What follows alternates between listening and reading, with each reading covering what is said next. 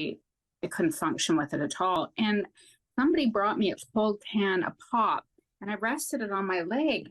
And it was so strange because it felt like pain, like shards of glass. Mm-hmm.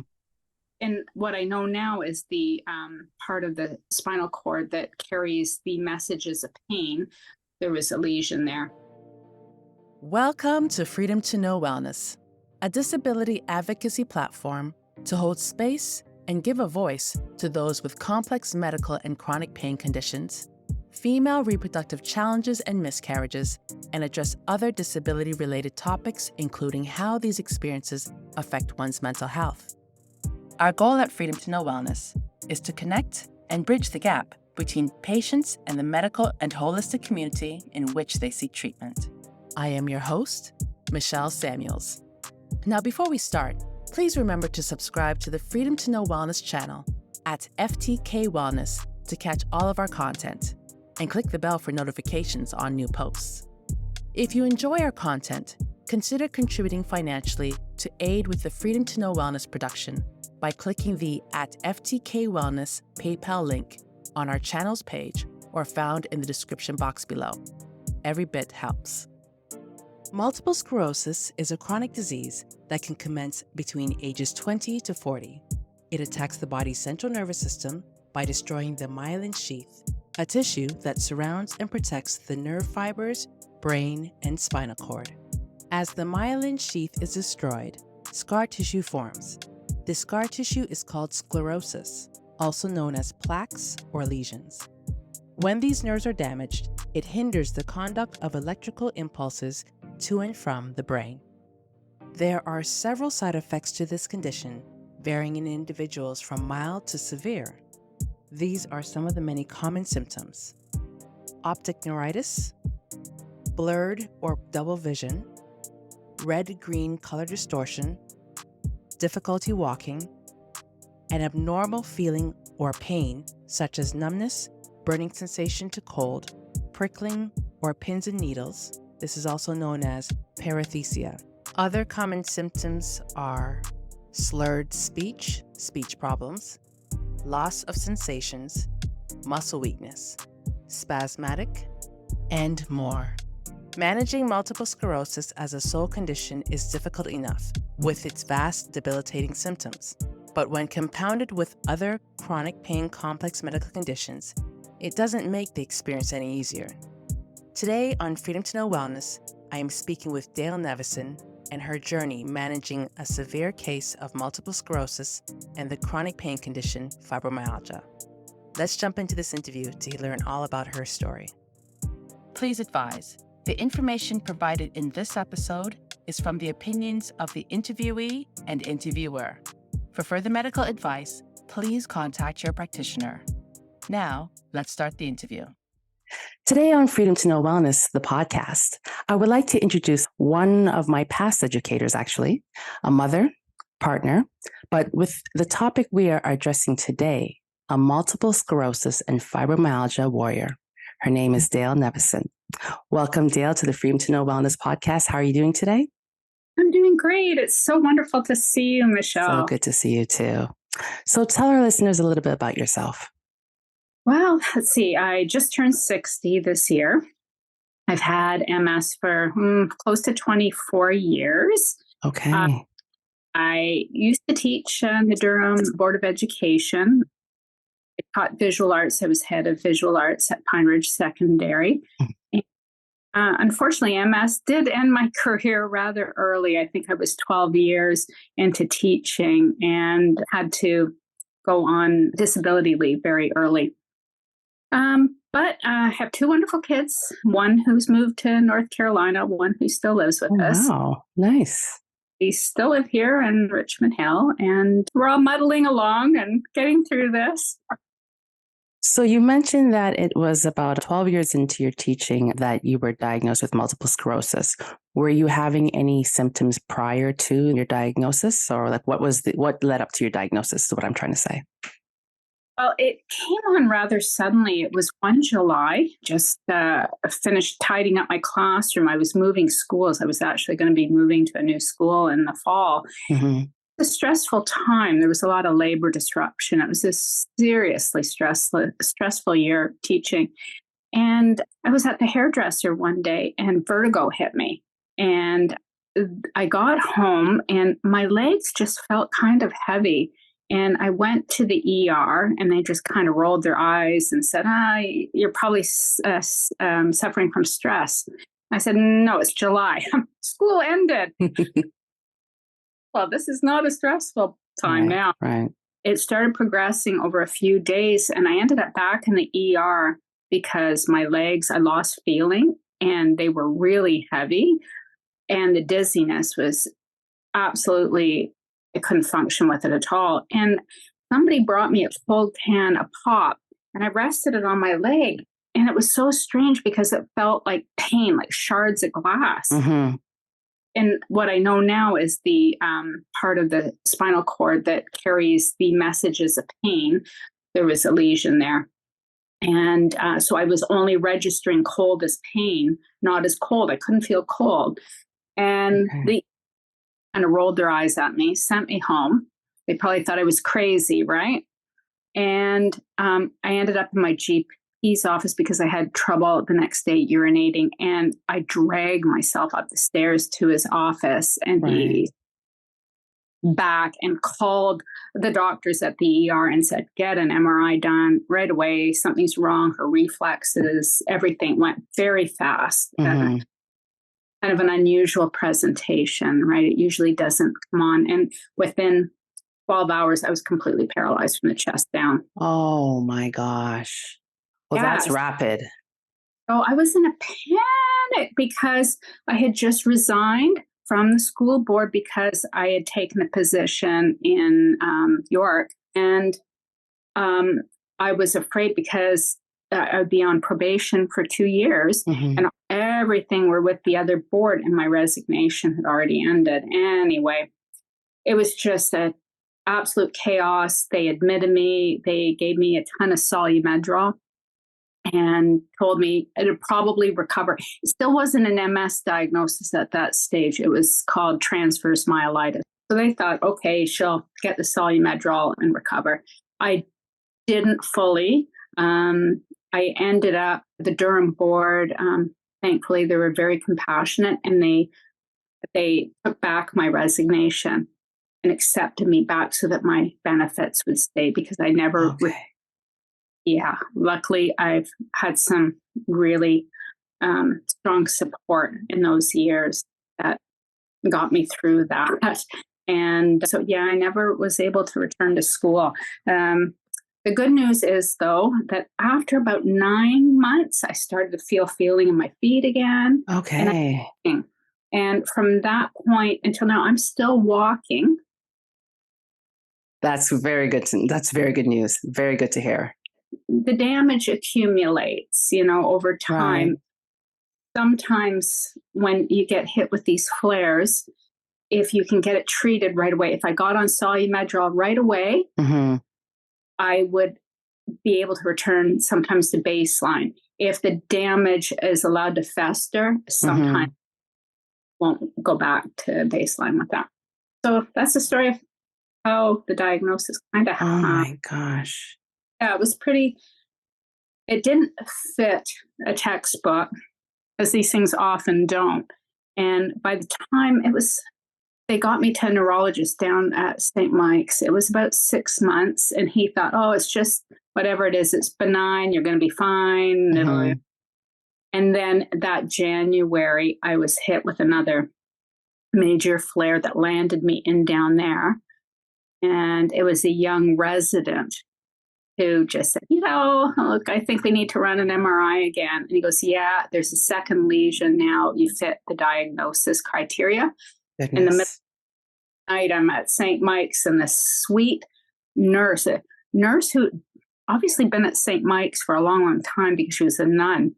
And St. Mike's, I haven't seen too many nuns at St. Mike's since, but she wrapped me up and she did old time nursing. And I just thought, it's going to be okay. Yes. Yeah.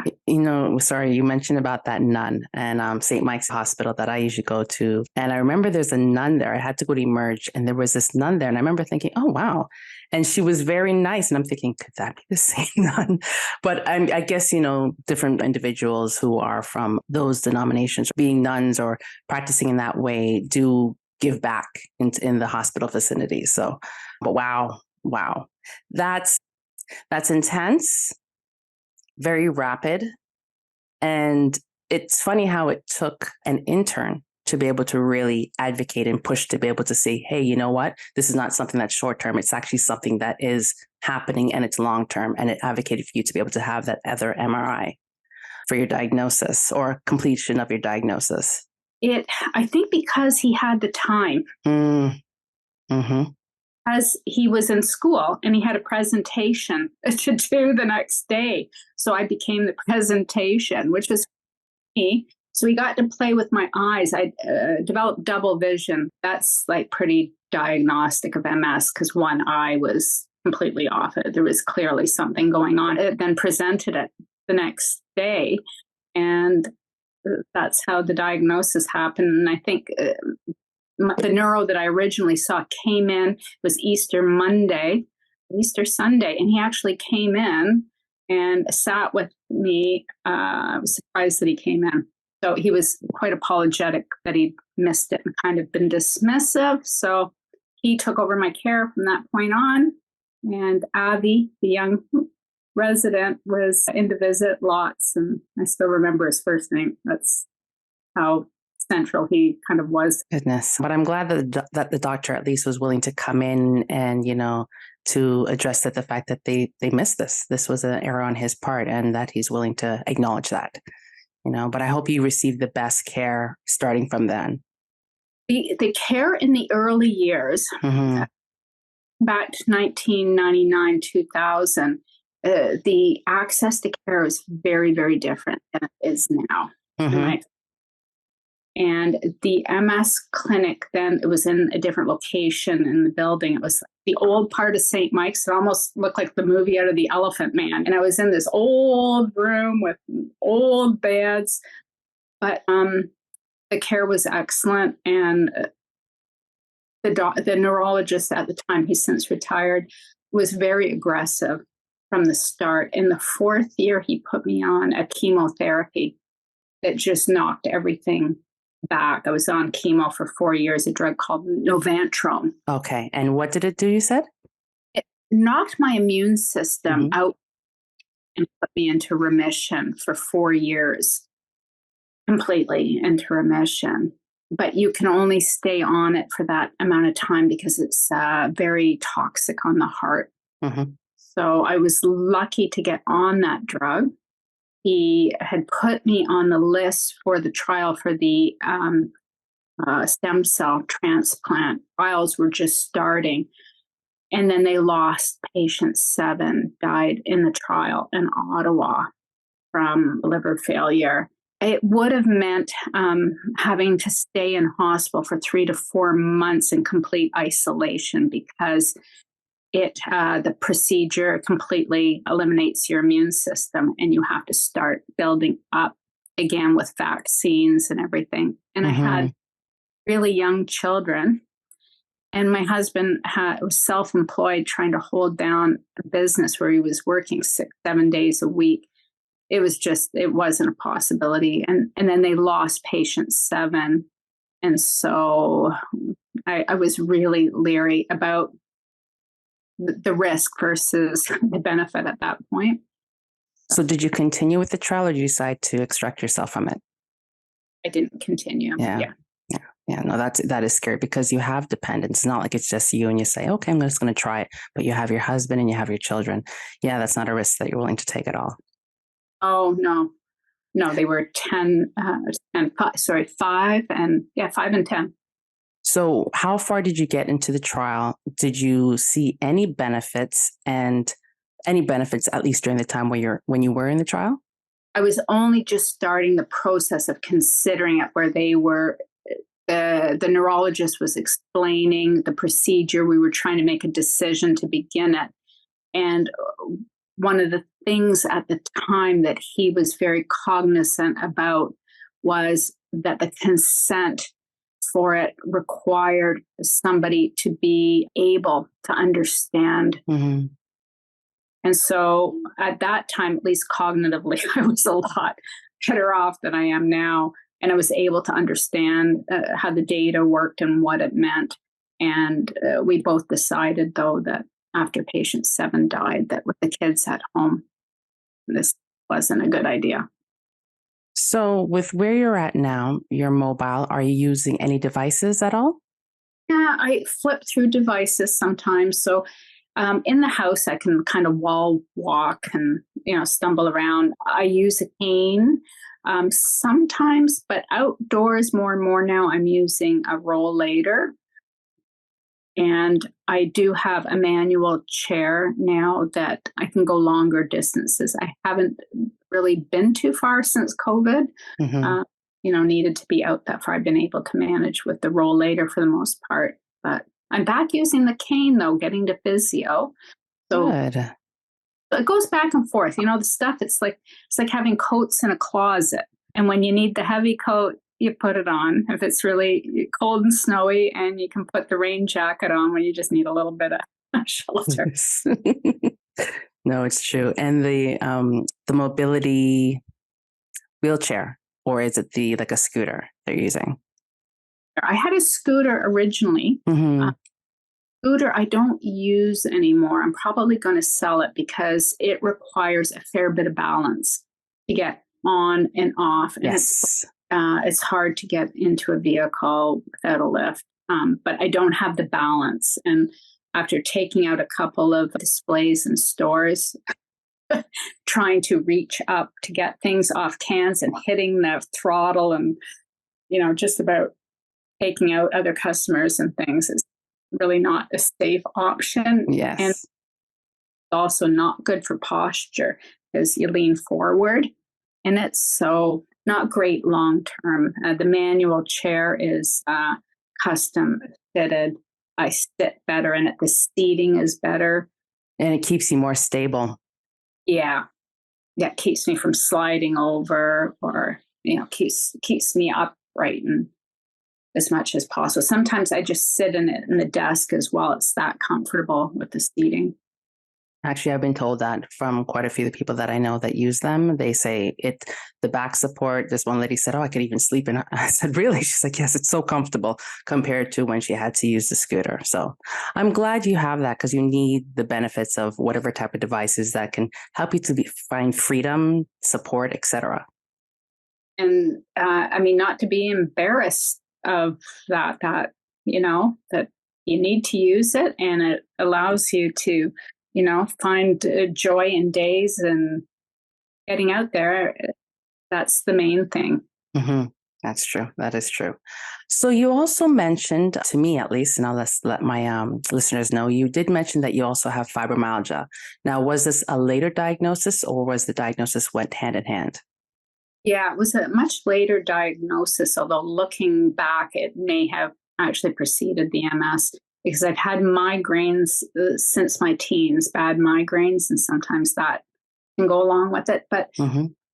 I ended up down at the Rumsey Center for Physiotherapy, and they specialize in MS therapy there. And there was a physiatrist, which is different than a therapist. Mm-hmm.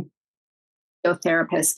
They're actually board certified with neurology, and she was a medical doctor, Dr. Bruno, really brilliant physiatrist, who, when she was doing my exam, my neuro exam, noticed I was having like a lot of pain when I was asked to push my legs, and she'd have my hand against her hand against my shin.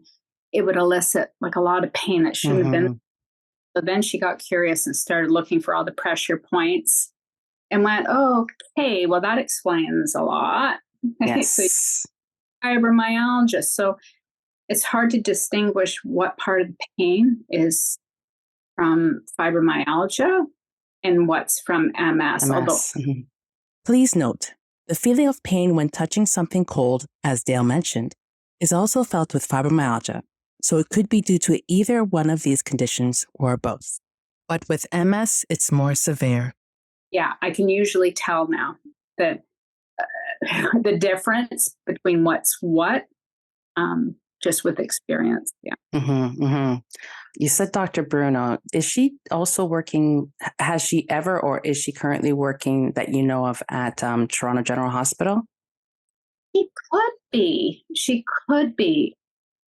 I know that the Toronto Physiotherapy is the hospital. It's, I think, next to Mount Sinai. Oh, the Toronto Rehab. Yes. Yeah, so she's out of Toronto Rehab, but I saw her at the center that was on, what's that, Bayview, near Sunnybrook Hospital. There's a center there. She was doing my rehab care for many years. And I went into a program at the Rumsey where I go 2-3 days a week. Mm-hmm. It could have been Sunnybrook. So I've been made aware of her. So I couldn't remember if it was Toronto General Hospital or if it was Sunnybrook, but I have been made aware of her and I heard she's excellent. Absolutely outstanding. Yes, it's funny because for a lot of people who have fibromyalgia, you go through, the barrage of tests to confirm. First of all, let's rule out if you have MS, if you have lupus. There was another one that they tested you for. And then when all else fails, then they realize, okay, you have all the trigger points, you have all those other things, and it's fibromyalgia. But to have both, that is very difficult. I've heard from other MS patients that I know several of them have that diagnosis as well, and also find that the pain from the fibromyalgia exceeds the pain that they're usually getting from the MS. Yeah. Whenever I talk to my other MS friends that don't have fibromyalgia and I talk about my pain, they're like, why is it like that all the time? And I'm like, I don't know. So when you mentioned that you have both, I was like, oh, dear God. That is a killer. Yeah. And, my mom also has fibromyalgia. Yeah. So she was diagnosed years ago with chronic fatigue syndrome and then fibromyalgia. And they put her on like amitriptyline years ago. It was awful. She really suffered with that a lot. And that was years before I got MS. But I think they said at the time her Epstein-Barr titer was very high. Yes.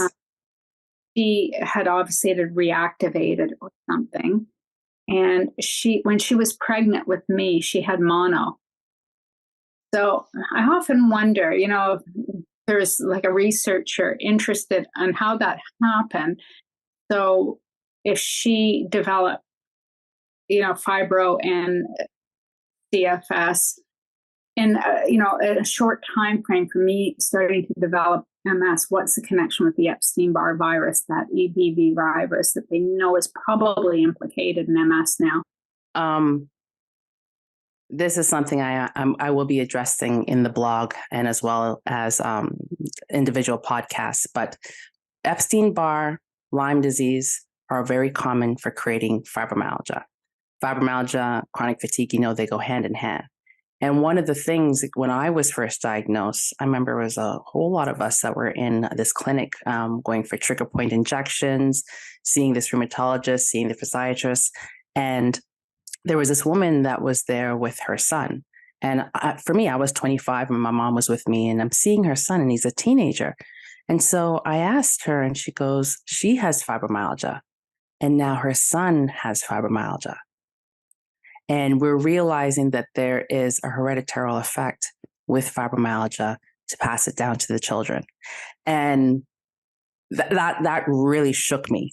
And when you mentioned that she had Epstein-Barr during her pregnancy, it's strongly connected. That's very connected. If there's any strong evidence that I've ever heard, it's right here. Oh, wow. Yeah.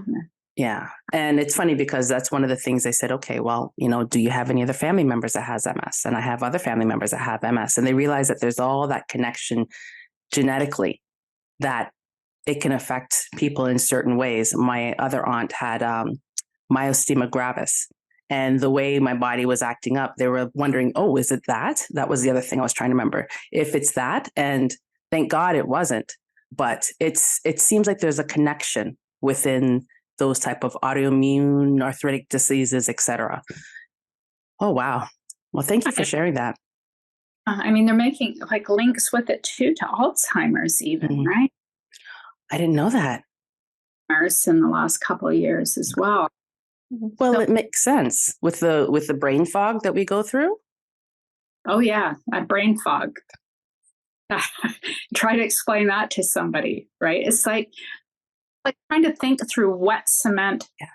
Yes, it is. It is. I explained that. I said it's literally like a thick fog, and you're trying to pinpoint the words, and I'm trying to separate it. And I'm like, I know it's there, and everything just gets combined, and then you can't see what you're trying to say. And everyone goes through some type of fog as human beings. We do. But then it's when it gets extreme. And as you said, we're trying to explain, we know the general type that, okay, people go through general fog. But when it's extreme, it's like, it's not the same. And it makes you question your intelligence. You know, it's, just cognitive. Like I remember trying to think of person's names, and I'm going through the alphabet, trying to see if I can remember the first letter. Maybe I can remember the rest of the word. I just have invented language, and my family gets it, right? Like instead of the spatula, I'll go with the flippy thing for the frying pan. They all speak the same language now because they just know. Yeah, they know what you mean. I used to run this soup kitchen, and I would tell the volunteers that are there, and I would tell them, I said, listen, I said, I may mean the frying pan, but I may say the refrigerator. Just look where I'm pointing to, then you know what I'm saying. And they're like, okay. And after a while, they started catching on. They're like, what? And I'm like, no, that. And they're like, oh, okay, yes, we get what you're saying. I figure out a new way of communicating. Like the nerve pathways just have to reroute around tour and come back, right? Yeah, exactly. So you mentioned some of the medications. You listed some of the medications. What current medications that you're on, and which ones were you taking before and you found that didn't have the best effects, and then your medications probably changed to something better? Well, the development in the science with MS medications has really changed quite a bit over the last 23, 24 years. I'm currently on a drug called Mayzent, which for me is a last kind of resort one because I've run out of medications. So Mayzent, or siponimod, is related to another drug called Gilenya. And it, what does it attack? I'm trying to think. One of the cells, T cells, B cells, I can't remember. They all affect like different cells in the immune system, but this one dampens down my lymphocyte count, which is almost non-existent at this point. So it's like a chemo drug. So I have no immune system, but it means that it's not actively attacking, central nervous system tissue at this point. My MRI is stable for the first time in 2 years, but it's not likely to improve anything. It's just preventing some ongoing damage. Because in January of the year, it was COVID, it would have been the year like 2021. I had another massive attack that caused dystonia. It looked almost like seizures. And so they put me on that to dampen down my immune system. Things seem to have calmed down. I'm not having back-to-back attacks. So with the seizures, did they diagnose it as a dystonia, or did they diagnose it as something else? It's a weird type of, they call it dystonic posturing. So it looked like a seizure when it happened. It'd be like 5 to 10 minutes in my right arm. It started with my hand. And then eventually over a week or two, it started to be the whole arm. It would curl up tight. And then it started to be the right leg. And it was extremely painful, very short-lived. It would just be like 30 seconds and then would release, and then everything would be fine. But I wasn't tired after. I didn't have like a post-ictal response, which is more typical of seizures. So finally, the neurologist thought, okay, they'll put me on gabapentin for a while. And I don't know whether the gabapentin actually did anything, but eventually they stopped. It took like 6, 7 weeks of it. But eventually the right side of my face also had like grimace, and it would hurt so much that I would like when it happened, my hand would curl. It would actually like cut, my fingernails would cut the palm of my hand. It's all suck, yeah. Open. It was such a strange thing. Yeah, those dystonia episodes were extremely unpleasant. That was incredibly painful. I'm so sorry. You mentioned that they had put you on the gabapentin. So they were never giving that to you beforehand to help with the fibromyalgia pain at all? Bruno did have me. I went through a period where I was having a lot of problems with my tailbone area and sitting with pain. The pain was so bad. I was like in tears nonstop. It was really nasty, nerve pain. And she put me into the mindfulness program at Rumsey and started me on the gabapentin. And took a while, but it did help. Okay. Good to know. Good to know. And the mindfulness based stress reduction program, how did you find it? And do you still practice that now? So it was a group session. So there were about 15 of us, from everything from head injury patients to fibromyalgia to MS. And I think we had a couple of Parkinson's patients as well. And it was great because, first of all, having that group of other people and go, oh, yeah, well, yeah, that happens to me. Yeah. Yeah. And in a group, having the focus kind of change to like a group, it's like just a weird connection when you're all in that space and you're all very mindful of everyone's breaths even. Mm-hmm. And having to kind of find that calm center. It was really helpful. And yeah, I do practice it, not on a daily basis necessarily. Usually at nighttime, I'll often run through an exercise.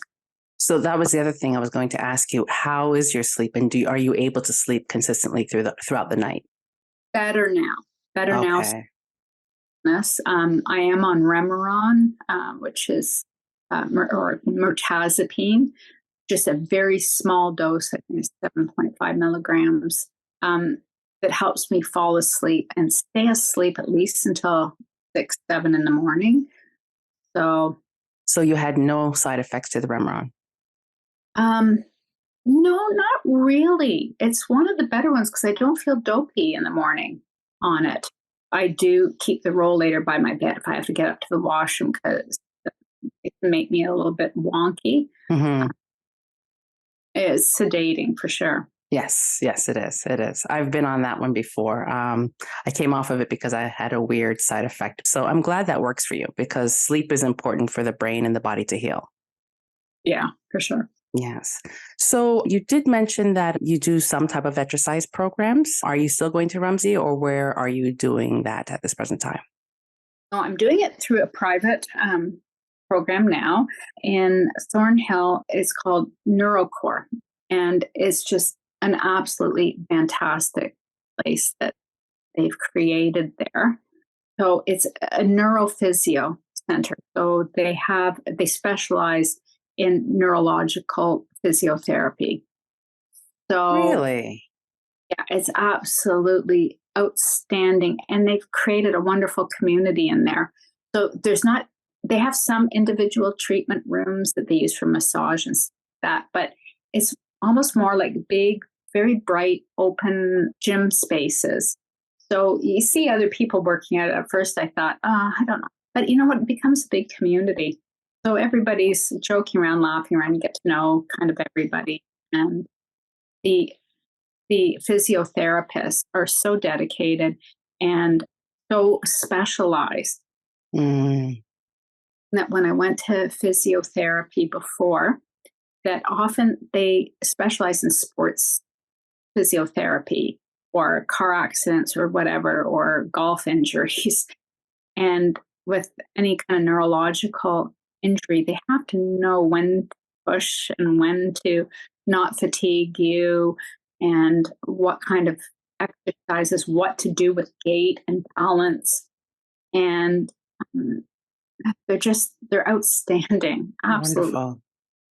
So Yeah. are there any specific techniques that they use, or they just have a specific set structured type of physiotherapy program that is geared to anyone with any type of neurological condition, or it's one that's specific for MS, for functional neurological disorder, etc.? Very individualized. So they have Ah, patients in there. They have Parkinson's, a lot of MS patients. They have mhm. spinal cord injury people there. So there's a lot of people in wheelchairs. The equipment, there's adaptive equipment in there that, can be used, different stages of mobility. So sometimes I'll be seated, but working on a ski machine with my arms. They have a treadmill with a harness. They have very specialized equipment. And Ali, the assistant that I see, also runs an adaptive sporting program, so she can do skiing and things like that for Oh, wow. issues. I see people doing like boxing and stuff with balance issues. So they have a wide variety of different programs that they can specialize and cater depending on what you want to do, what your goals are. And they've, I believe they've kept me walking this long. Amazing. Amazing. So I'm just going to ask you to repeat the name of that physiotherapy clinic as again, if you don't mind. NeuroCore Pilates and Physiotherapy. They do have Pilates equipment there. That one is raised Pilates. I can't remember what the name of the equipment is, but they can use it for people who are in wheelchairs as well as who are ambulatory. Okay. That sounds like an amazing program. It's funny. I was just speaking with someone just recently, and I was telling her that if she can get her Pilates certification to be able to help people with various chronic complex medical conditions, it makes such an impact and change. Like even for the fibromyalgia, there's women that are, or I should say instructors that are certified to help people with fibromyalgia, with MS, and it makes such a difference. Oh, wow. I'm so glad to hear that. So glad to hear that. Another question I have for you, when it comes to health challenges, and you were mentioning about your husband and your children, I know when initially happened, it must have been an extreme shock for your husband and for your children. And if you don't mind me asking, were your children quite young at the time, or like in grade school? Madeline was in grade 5. Daniel was in kindergarten. Oh my goodness. Oh my goodness. So how did it affect your husband in managing you with everything? And how did your children adapt and change to, or adapt to your situation? I mean, it was hard for my husband. It was, a lot of worry trying to keep his business running. I was, Hmm. I had my aunties, my group of aunties kind of circled around, and they provided so much support for us getting through that. My two of my aunts used to pick the kids up from school, bring them home if I was in hospital. They'd, be looking after them, and I couldn't have done it without them. Really, Hmm. it wider family circle to be able to care for all this, especially in the early years. As the kids got older, and they're more independent, it was, easier for them to function. Sorry? When I was sick, it was easier for the family unit to function once they got a bit older. Yes, yes. And the benefits, funny enough, that because your children were so young, you said the youngest was in kindergarten, correct? Then they're able to grow and know you as this person. It's not like it's such a huge shift and they're used to seeing you one way. For your eldest, maybe that may have been a hard shift for her. How was that for her? I should just ask you, how was that for your eldest? Yeah, it affected them in different ways for sure. The youngest was very anxious. He became extremely anxious in school, and that was difficult. Madeline, it was more sadness, I think, right? But uh, they coped really well, considering, I think, because of those aunties being there. That, you know, they love their aunts, and my mom also at that time still being there to help a lot.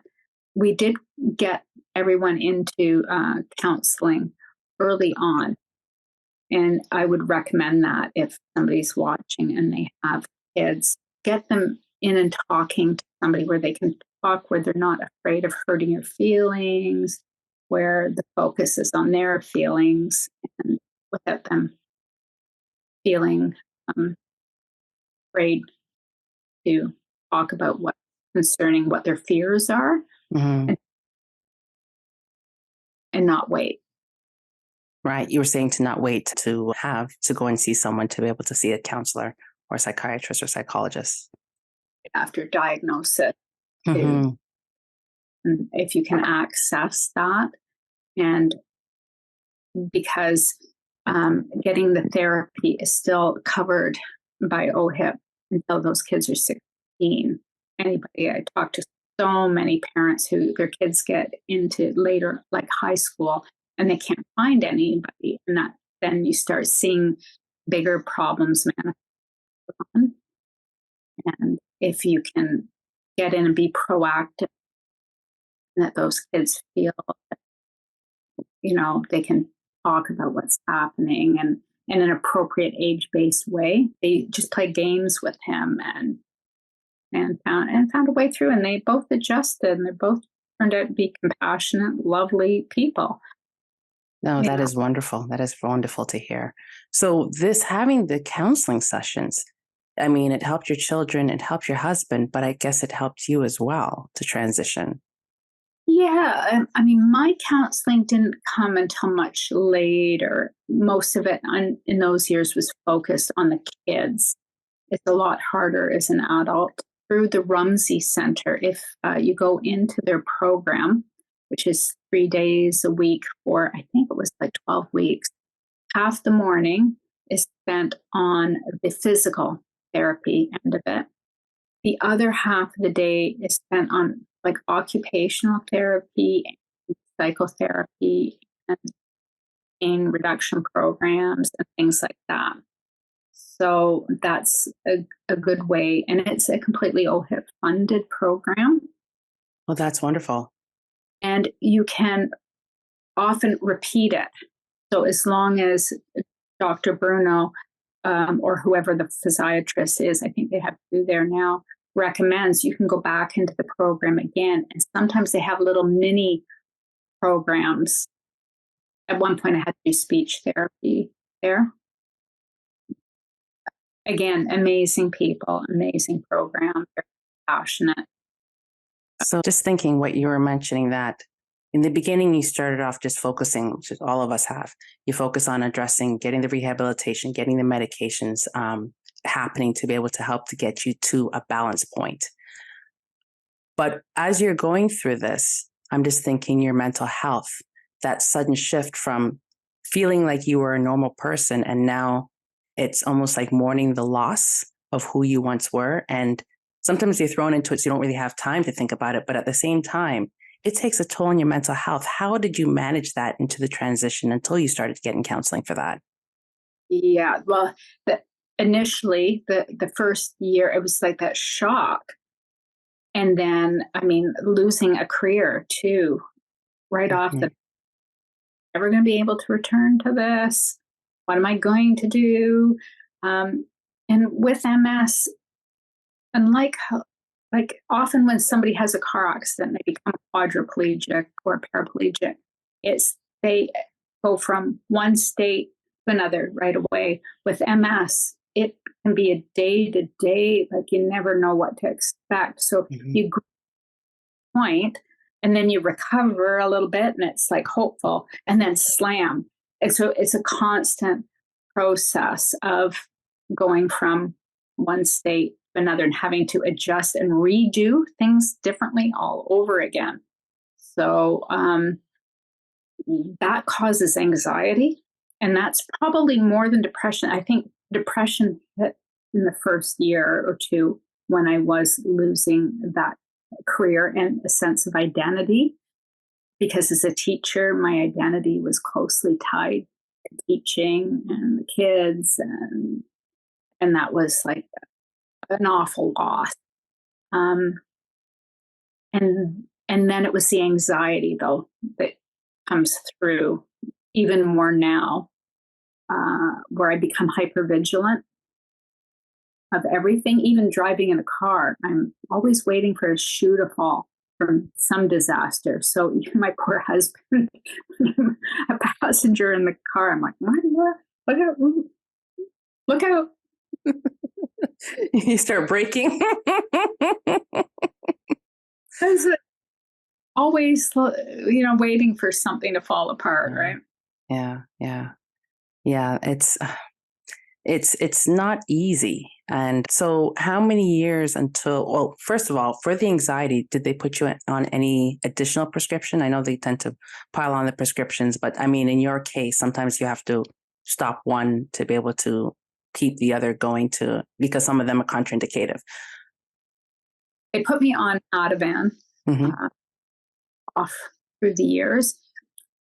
My concern with that, especially with my mom having Alzheimer's, is the link to Alzheimer's. So I don't really like to take that one, but sometimes it's just necessary.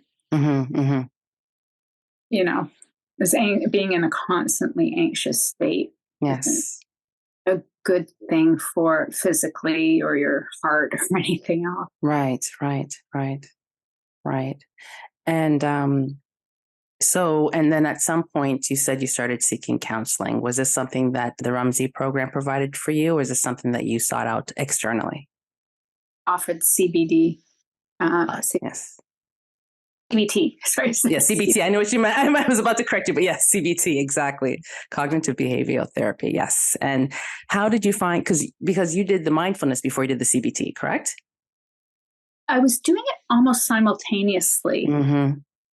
I'd have an hour of CBT, and then we do mindfulness, and then I go to speech therapy, and then I go to occupational therapy. So you're moving around in the same building to these different things and having your lunch with the other participants.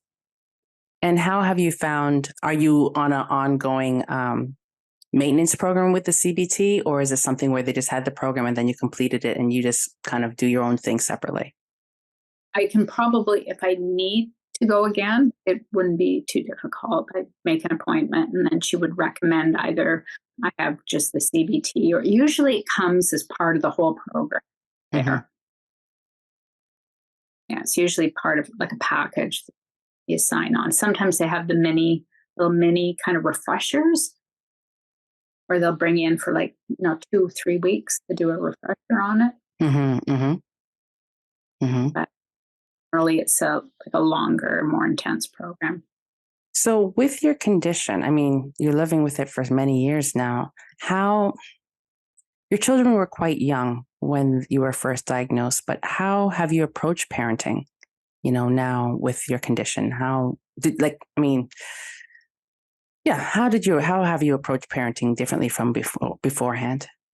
Well, in some ways, although I lost my career to be at home raising my kids during years I wouldn't have been, because, in teaching, I was putting in, long days often, but I did have a chance to be home with them during those years.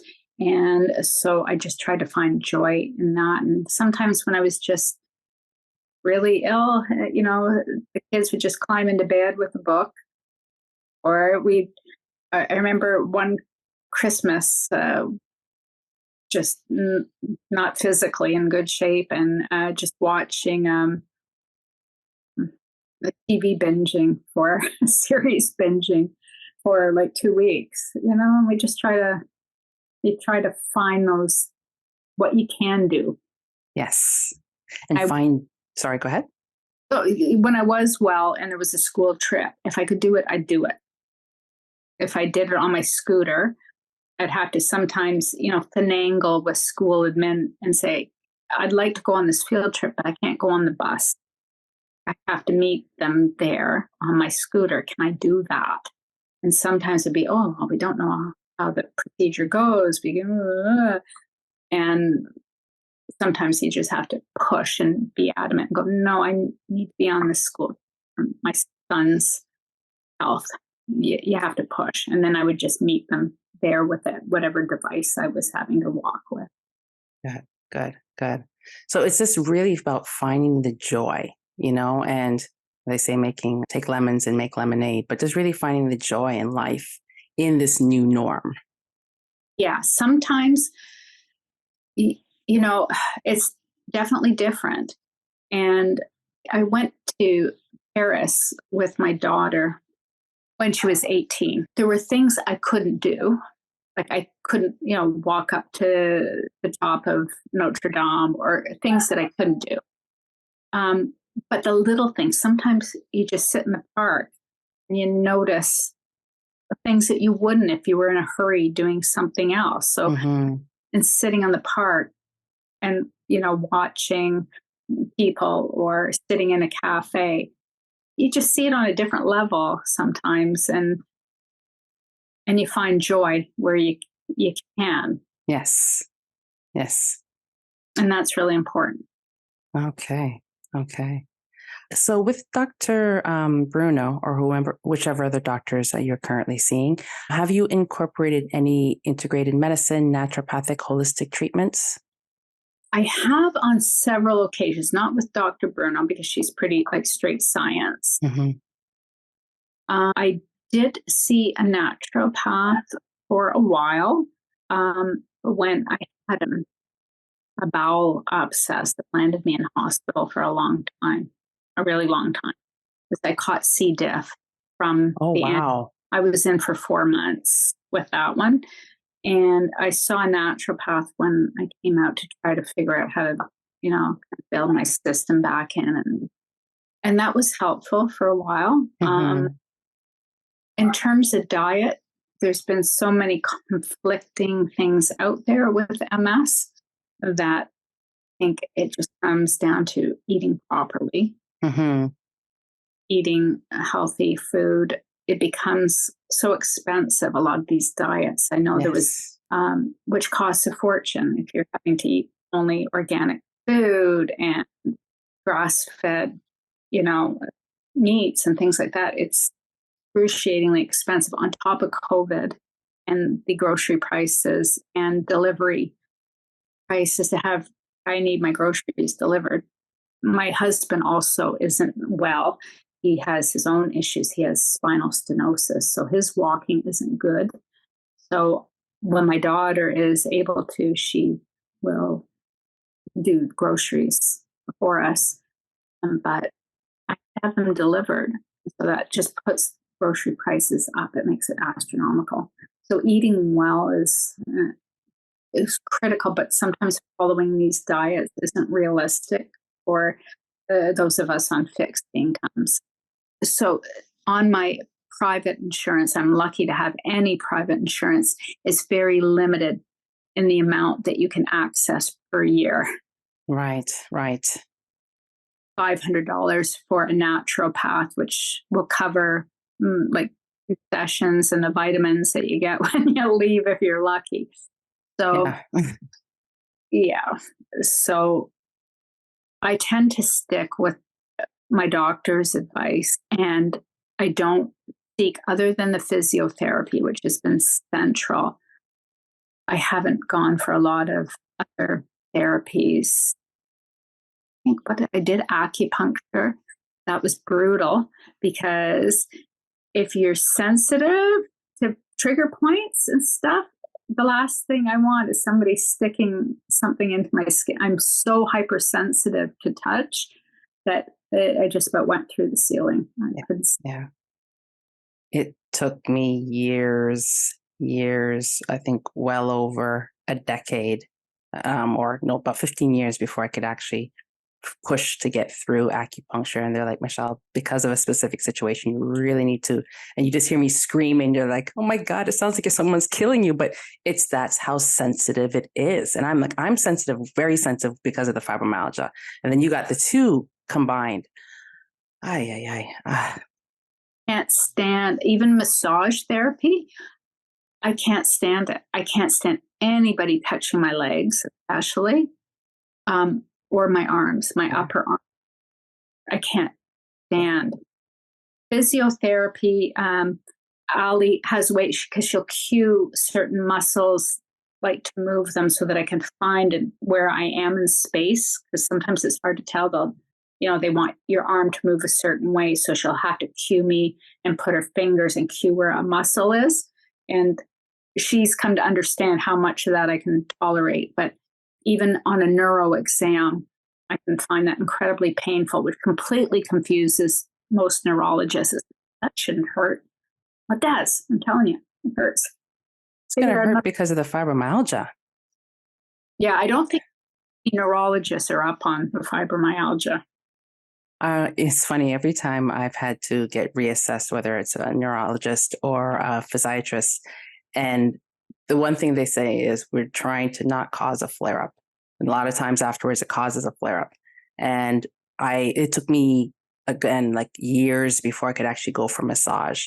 And they were like, we would have to figure out where you could actually touch, and it would still be screaming. And I would have to scream and bear it. And then we had to figure out, okay, what works. It still is excruciating, but just how my muscles were acting up, it was needed.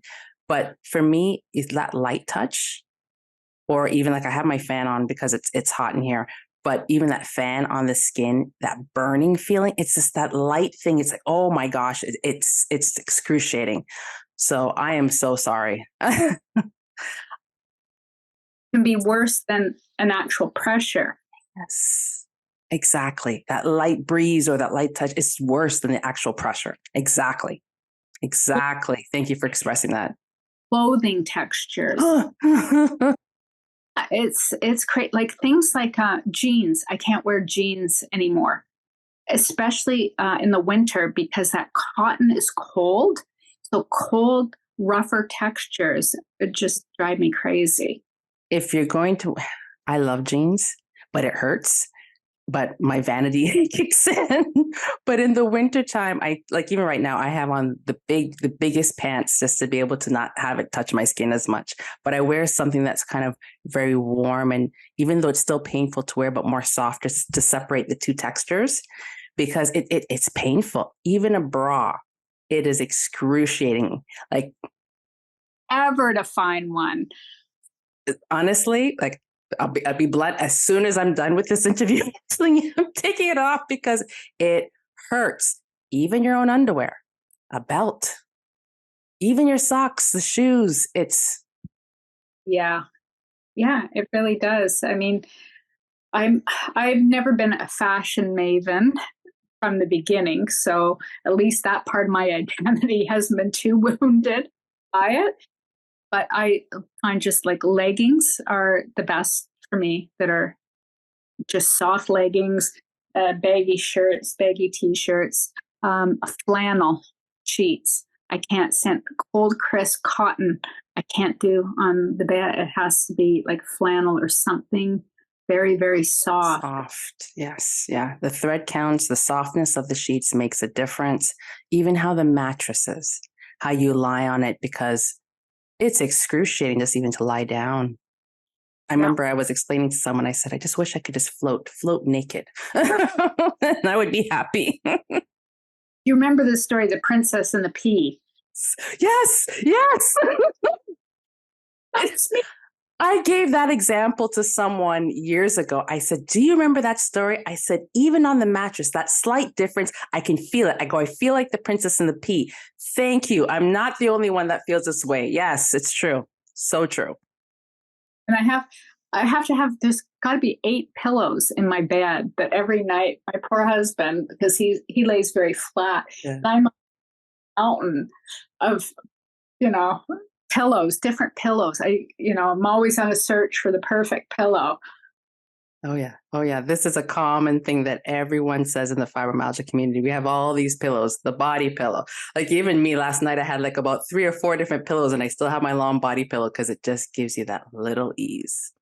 Yeah. He moved back from North Carolina for a while and he'd bought a purple mattress down in the States called Purple Mattress. And he brought it home and left it in his room. And every once in a while, like, oh, I'm just going to take over. He's moved out again, but he left the mattress. I might just move that. So with the support that you have your family support, you have your auntie support, and the different practitioners. Are there any social media groups that you go to help seek wisdom and continue to give you updated advice? There's a couple of, like on Twitter, a couple of neurologists, and there's a site called MS News that I follow.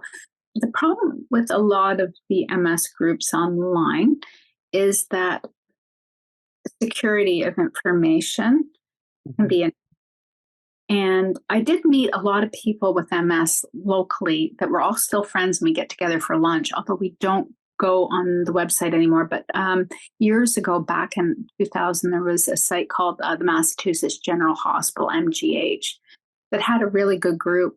But then it was kind of infiltrated with, we found out it was a study that the owner of the site was doing without our consent, where people had multiple user identities. And he thought that this was like an interesting thing to study. But sometimes one person would have 21 different identities on the site. And some of us started to figure out that there was something really weird going on. And so you just couldn't trust kind of the integrity and the honesty of letting yourself out there when there was another underlying purpose for getting this information and your reactions to it. Yeah, it was really weird for a while.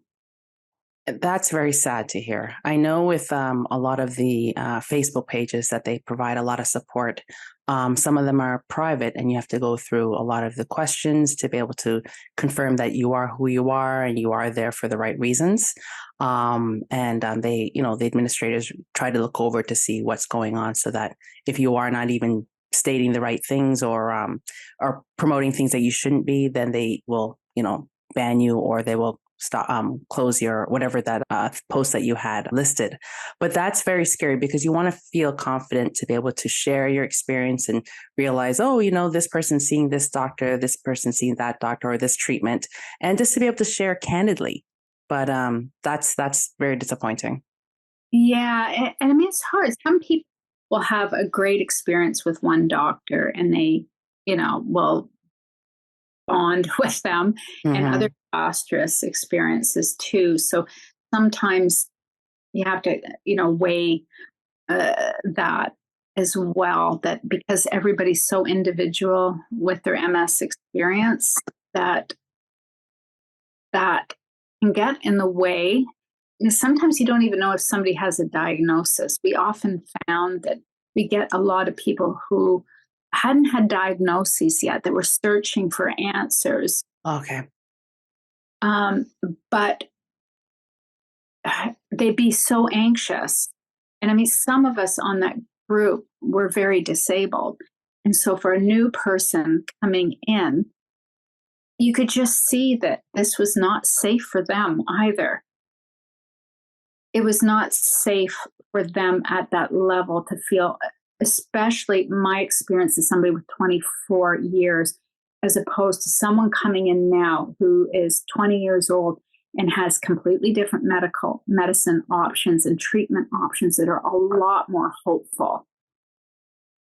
That during a group of us who are in our late 50s and 60s who aren't going to be able to access those treatments now and have a lot of damage is very devastating for those young people. And if there's a young person listening to this, I want them to understand that what they can access now to listen to the neurologist, to try to understand the science behind the newer medications for MS that they have better than any generation before, of not being disabled, of not having the level of physical disability and cognitive disability that many of us in our 50s, 60s, and 70s have gone through. It's a lot more hopeful for them, and to hang on, to have a family, that they'll be able to do that.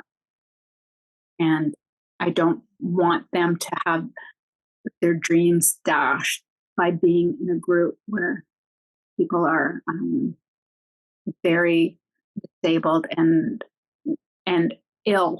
It's not just it's illness.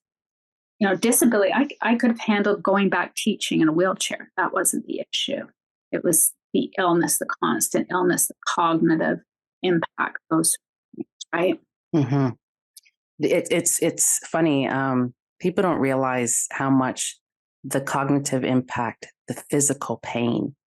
I remember I'm an aquafit instructor and land therapist instructor for people with arthritis, under the arthritis belt. And one of the things that they teach us is that you could see a person who looks completely normal standing, and you'd see someone who's bent over, and the person who's bent over has no pain, can still get around. You think, oh my gosh, they're in the worst case. And the person who looks normal is in severe pain and is debilitated because of that. And yeah, people don't seem to realize that illness, that type of pain, the cognitive issues, the fatigue, and how debilitating that fatigue, pain, and cognitive issues can impact a person's body. It's one of the reasons why I even decided to do this podcast, but it's something that people have to be aware of. It's not always what you can see. And it's true. If you could go back to work in your wheelchair, not a problem. At least you'd make that adjustment. It's still hard. Oh, it is hard. Yeah, but I would have done it in a heartbeat. But it wouldn't have been fair to my students. The fatigue, having to mark a paper, it takes a lot of energy. And I was sick. I was in and out of hospital. So it wouldn't have been fair. I would have had supply teachers in endlessly. It wouldn't have been fair to my colleagues. Wouldn't have been fair. Yeah, no, I understand. One last question that I have for you. Are there any MS neurological doctors that you'd recommend that you know of off the top of your head? So I've switched because my neurologist that I had for many, many years, Dr. O'Connor, retired. And, and there's a case where, he really is responsible for me still walking today, because he was so heavily aggressive with treatments that were toxic, likely. But we weighed that risk versus benefit. I just said to him, I need to get these kids raised. Let's do what we can. Mm-hmm. But another patient, a lot of other patients couldn't stand him. So, some people loved him and some couldn't stand him at all. He's retired, but there was a big shakeup at St. Mike's. They have a new MS center there. And so all of his patients, when he left very abruptly, they had to take thousands and disperse them across the system. So I haven't seen, my current neurologist is fine, but he hasn't seen me through the whole, process. And there's very secondary progressive that honestly for me unless they come out with some drug and ram it through a study really quickly. It would take, new drugs, 15, 20 years of development to get all the way through to get patients. So there's not much neurologists can really do for me. Really diagnosed. There's wonderful neurologists, Dr. O, I think. Dr. Co, you said? H. Oh, okay. Mm-hmm. Oh, yeah. And which hospital does she work out of? St. Mike's. Oh, St. Mike's MS Clinic. Okay. Yeah, I'd say they've got a number of really good neurologists down there, Mm-hmm. and work out with someone that you're not bonding with them. Which, like, it takes a long time to see someone down there. The waiting list is long, but switch if you're not comfortable. You have to have somebody who you can trust their opinion with, that's going to be respectful and listen to what you're saying. And if you don't have that relationship, switch earlier rather than later. Yeah. That does make sense. That does make sense. Dale, thank you so much for taking the time to share your lived experience with us here at Freedom to Know Wellness.